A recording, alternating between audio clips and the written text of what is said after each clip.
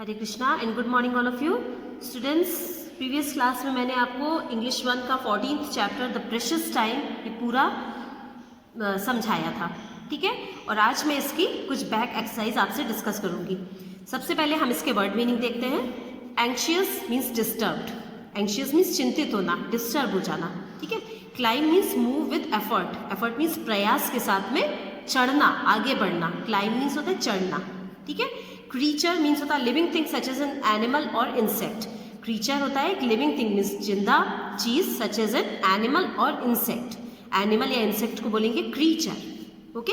Certainly means होता है confidently, निश्चित रूप से, certainly, okay. Rank means division, rank means आपकी क्लास में क्या रैंक आई, किस पोजीशन पर हो आप क्लास में या किसी भी जगह पर रैंक होना, डिवीजन उसको बोलते हैं, ठीक है। Now let us see its exercise.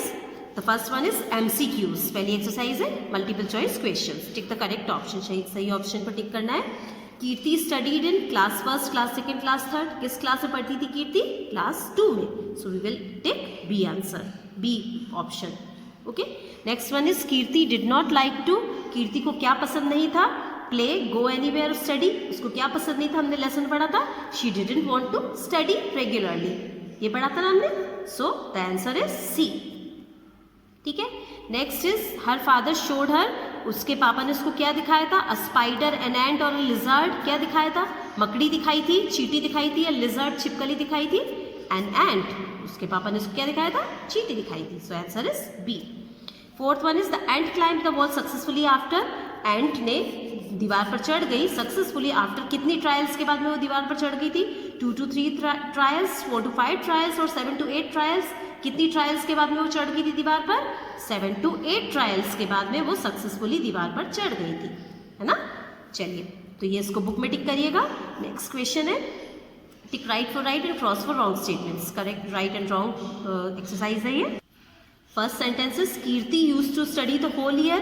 कीर्ति सारे साल भर पढ़ती थी क्या? पढ़ती थी क्या सारे साल भर? No, so this is wrong. वो कभी भी नहीं पढ़ती थी ना, वो तो एग्जामिनेशन के टाइम पे पढ़ती थी। So this sentence is wrong, ठीक है। Next sentence the ant was trying to climb the wall. Ant try कर रही थी दीवार पर चढ़ने के लिए। Yes, this is correct, it was trying to climb the wall.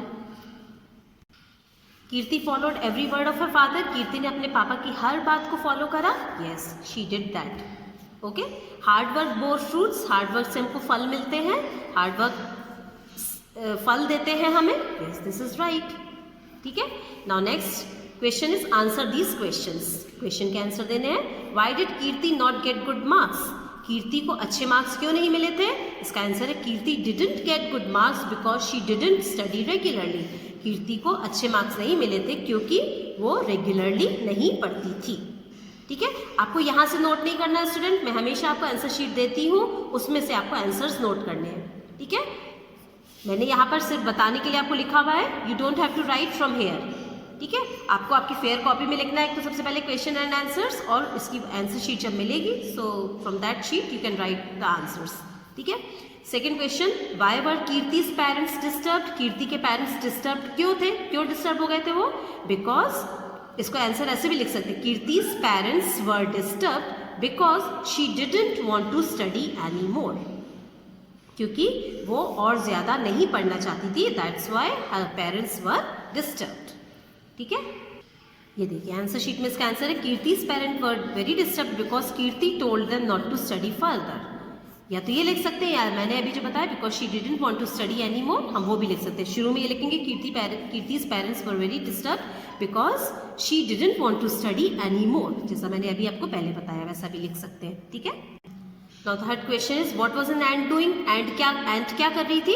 It was trying to climb the wall. वो दीवार पर चढ़ने की कोशिश कर रही थी, है ना, यही कर रही थी ना वो। It was trying to climb the wall, okay.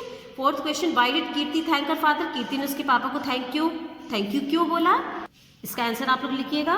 Kirti thanked her father. Kirti ने उसके पापा को थैंक यू बोला because for his advice that changed her life. Kirti thanked her father for his advice, उनकी सलाह के लिए जिसने कि उसकी लाइफ को चेंज कर दिया था, that's why Kirti thanked her father, ठीक है। तो आज हमने स्टूडेंट्स इस लेसन में वर्ड मीनिंग देखे हैं। MCQs, right wrong and question and answers को समझाया। ठीक है, आपको word meaning and question and answers you have to write in your fair copy, English one fair copy, by writing the name and lesson number and lesson name, date also.